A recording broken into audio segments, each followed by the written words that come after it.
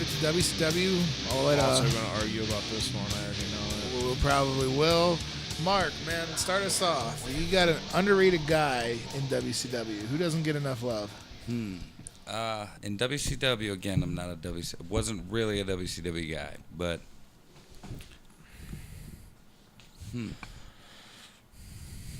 maybe you shouldn't start with me. So. No? You can start with me. We're going to start with Jeff then. All right.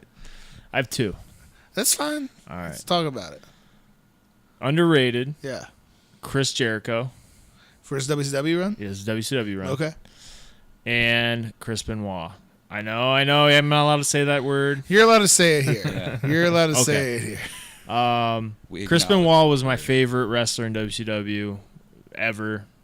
Like, to come to be WCW from the beginning, not a WWF guy going over to WCW, because obviously that was Macho Man or Scott Hall, either one. But Chris Benoit was. And then if you go back and watch, even when I was a kid watching Chris Jericho, when he took over that, throwing fits and smashing chairs on the... They had money there. They had money. Yeah. Because he was small, I don't think they looked at it. And that's on them. And I forgot my last one, which was Juventud Guerrero. I was going to say, you told me last time about Juventud Guerrero, and I was so on board with that. Because I love the cruiserweights. Because Ray was the masked little guy, right? And if Ray was 1, Juvi was always 2, but he should have been kind of 1B, because Juvi was so goddamn good. Those Rey Mysterio and Juventud Guerrero matches were... And, through Dean Malenko, that was like a triangle of the cruiserweights that were just... They opened up shows, and it was like, okay, it all went downhill after that. The names brought you there, but the cruiserweights kept you. Oh, my because you always... Even at the end of WCW, when it was a goddamn mess, right? Yeah. They had that cruiserweight tag team tournament. Yeah. And it was AJ Styles. AJ Styles was there with a partner, and Kidman and Ray, I think, ended up winning it. Elix Skipper, there was some, but it was some damn good wrestling. Isn't that the belt that Conrad wants? Where's my fucking belt? No, Conrad wants the 6-man tag. The 6-man tag. Tony has the 6-man tag belt that's lost in his attic. I want my fucking belt. I want my fucking belt. The cruiserweights, man, kept you there, and I think all of us know that now in hindsight. But if they would have maybe looked at Chris Benoit ended up being a top guy, Chris Jericho today is a absolute top draw. You know what I mean? That's a 20+ year guys career. That didn't become that, I would say Juventud Guerrero. I loved him as a kid. Oh, he was great. He was amazing. I'm not going to disagree with you. I liked him more than Rey Mysterio, that's for sure. I think so too. I felt like Ray's shtick was kind of the same thing every match. It was a great shtick. He did some awesome stuff. I thought Huey was maybe a little bit above and beyond. Yeah. So, overrated. I said it last night. I'm going to change it. Because you said he was more NWA, right? Dusty. Yeah, Dusty. There, you can talk about Dusty. It's a pod. You're the guest. If you're talking WCW, Dusty didn't even really wrestle in WCW because WCW became WCW in '90, and that was when he was actually in the WWF. And then when he came back, he didn't really wrestle. He didn't really. He was just booking and stuff. But you think? All right. So tell the audience why you think Dusty Rhodes though would be on your overrated list. All right. So, to me, his matches were boring. He was a big fat guy. He had charisma in the matches. I get it. Had 3 or 4 moves he did. Very slow paced. Elbows, baby. Which, by the way, do that to your kids sometime. They're all ground level. It's so much fun. Come over here, throw some elbows at you, baby. But even his promos to me, I just didn't. We're watching Hard Times promo by the time. I don't want By to. the way, after this is done, we're watching. It's his lisp. His Hard Times. It's just So I would say my most overrated is Dusty, and if you want to just go straight WCW, hit WCW. It would probably be because he fucking booked all of his matches himself is Kevin Nash. Yeah. I think so. Yeah, Ooh. I didn't. I liked him more as Big Daddy Cool, and I just think his body work in WCW was lazy. I listened to Eric Bischoff's podcast, and it was really, really a great point. There's a difference between being over and drawing money. You can be over because you have a cool entrance. You can be over because you make the save at the right time, and be on the right part of the card. Kevin Nash was over. He was over like the entire time. You know what I mean? Coming in with the NWO, of course, was huge. But even like later, as the shit started to really be bad, Nash was still always over. Mm-hmm. But they said there's difference being over, drawing money. You might be over because you are the best or the most familiar part on an otherwise shitty show, and they're just so happy to see you. Right. But it said it's only 3,000 people seeing you, not 10 like it was the year before. Right. From the difference in 98 to 99. So Nash was always over. Doesn't necessarily mean that he was doing a good job, himself. Right. You're just right now. I mean. Well, Hulk Hogan, of course, is the prime example, but I mean, Kevin Nash would be over right now on any show. Kevin Nash shows up, he's going to get a huge pop because it'd be cool to see him. Not a single one of us are going to pay money to see Kevin Nash in a match. No. It's. I just thought his body work was, to me, to watch him lazy. Like I know I hated World War III. Even as a kid, I was like, won the Battle Royal, or just all together.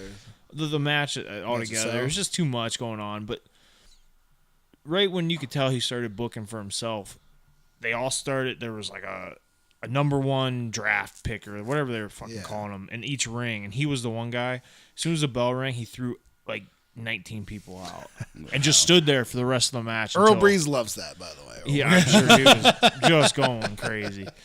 But that's what I'm saying. It was just like he was there for a paycheck. Do 10 seconds of work and then stand there and get paid. Earl would love that. That's what he does at work.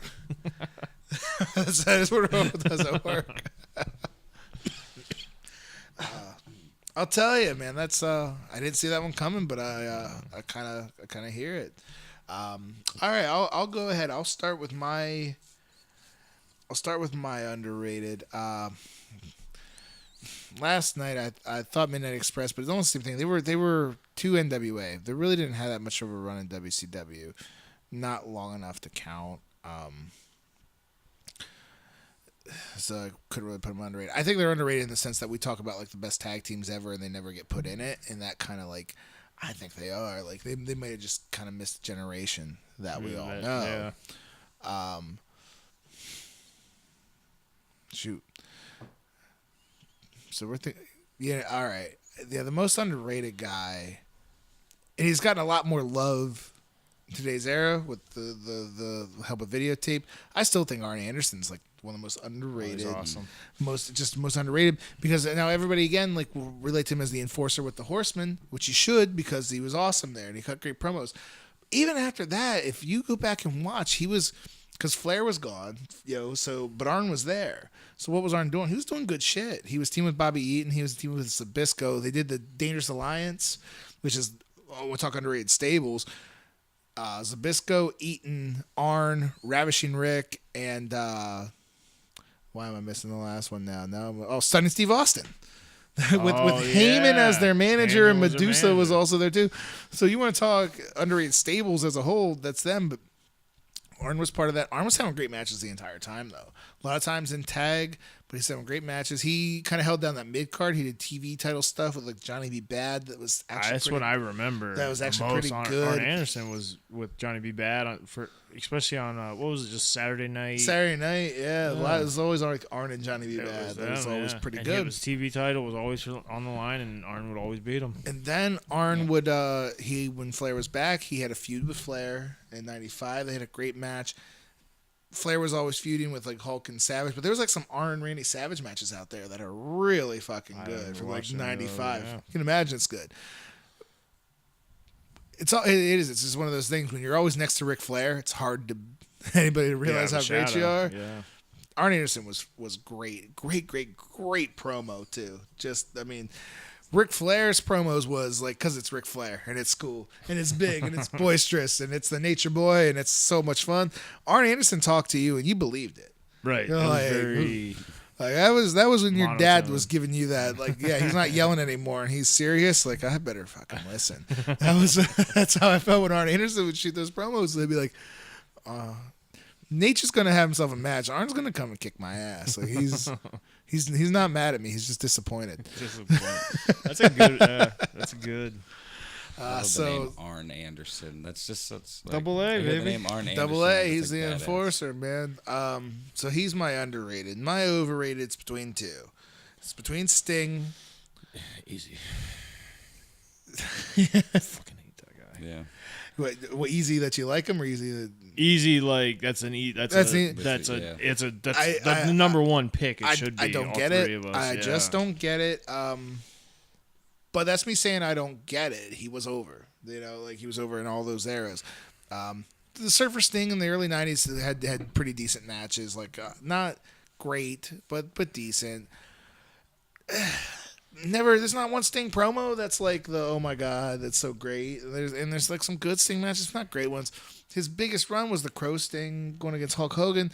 That's great booking. That's just great booking. Yeah, it was great you have a booking. guy staying away, your top babyface staying away from your heel for a year. There was a full year, wasn't it? Full year. 12 months. Great booking. I don't quite get it with Sting, but my most overrated is Goldberg. Yeah. You threw your dip can down. You're that mad. You love him. Yeah, go ahead. All right, let me tell you You why get he's to that, and a I'm little gonna bit just with come what I back talked on about Taz. It's easy to be the best when you're just booked to be the best. Goldberg gets compared a lot to the Ultimate Warrior because of having the short matches, just explosive offense and short matches. I don't think it's even fair to the Ultimate Warrior because the Ultimate Warrior is on your screen with the face paint and the crazy ass character, and he looks like a wrestler. He looks like a star. He looks like a comic book come to life. Yeah. Something that's going to suck me in. I want to see more. Goldberg's just a big jacked up Jewish dude. He's just a big guy, bald head and a goatee. That guy, he never paid one due in the business. No. He got brought in to, and again, great booking. Brought him in to kind of beat a guy out of nowhere and then just beat another guy and short matches. So they never really, exposed his weaknesses, which was working a long match. So they had those explosive matches where he got pushed to the moon, top guy, and he was over. I cannot sit here and tell you that he wasn't over during that rise. But that rise, it was a year and a half, you know? It was a short run. It really was. It wasn't the longest thing. And then there's a lot of controversy of Nash beating him at Starrcade.